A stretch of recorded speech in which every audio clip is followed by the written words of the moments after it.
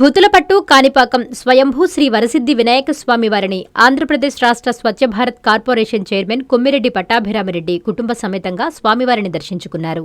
దేవస్థానం chairman Maninaidu, EO పెంచుల కిషోర్లు వీరికి స్వాగతం పలికి దర్శన ఏర్పాట్లు చేసి స్వామివారి తీర్థ ప్రసాదాలు, శేషవస్త్రం, చిత్రపటాన్ని అందజేశారు.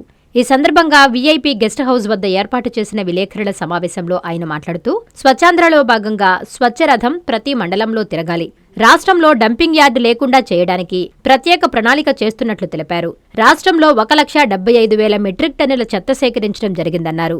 చెత్త నుండి విద్యుత్ తయారీ చేసే 8 ప్లాంట్లను 1,300 కోట్లతో కంపోస్టు తయారీ కేంద్రాలు ఏర్పాటు చేస్తున్నామని తెలిపారు.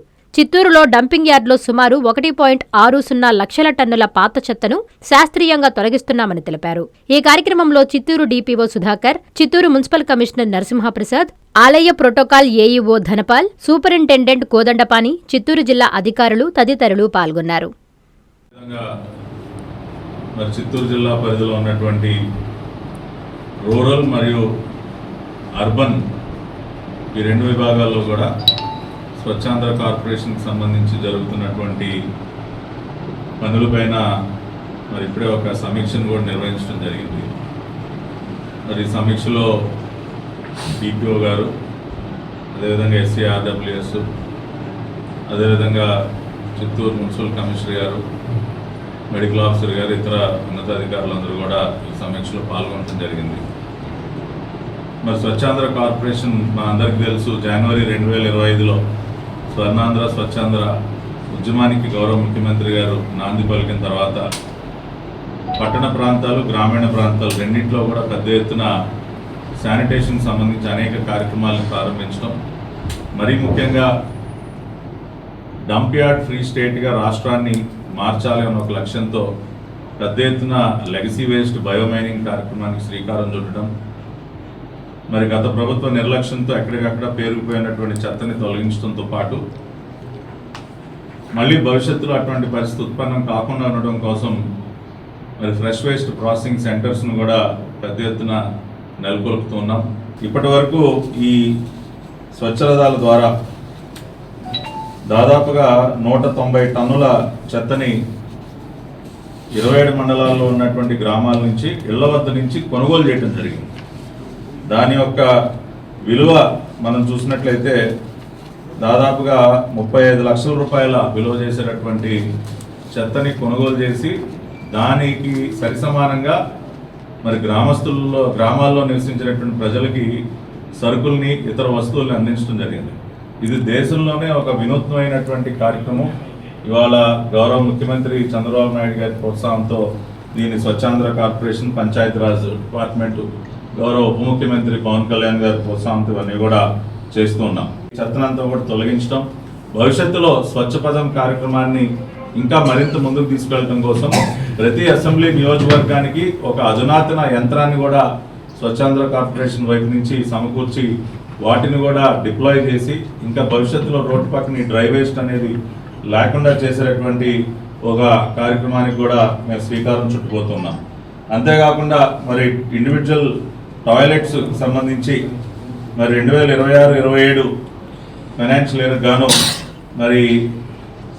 దాదాపుగా 998 IHHLs టార్గెట్ ఉంటే ఇప్పటికే బేస్మెంట్ లెవెల్కి ఒక 473 మనం చేరుకోవడం జరిగింది, 51% completion రేట్తో.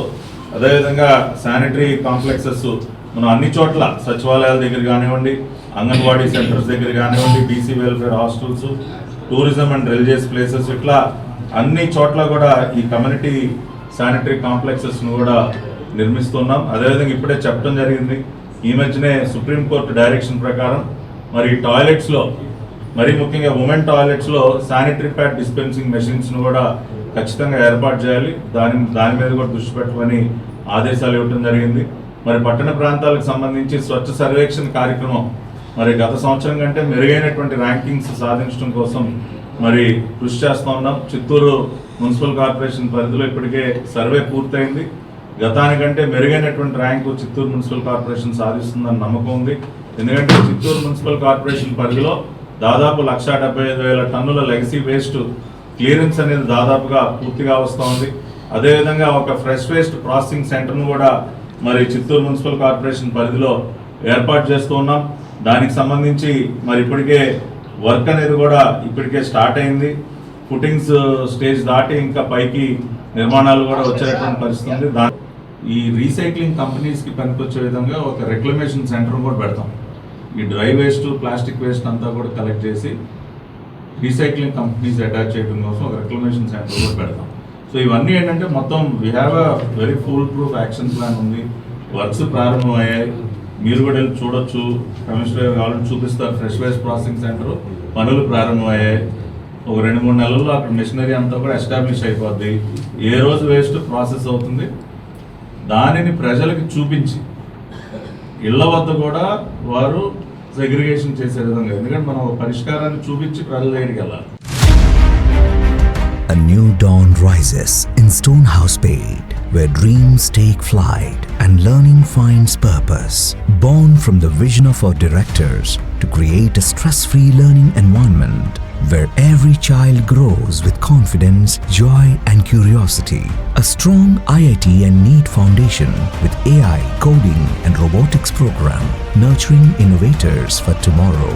A holistic development with discipline, creativity, leadership, an education that shapes character beyond textbooks, an environment where learning is joyful, teachers are mentors, and every student's journey is stress-free.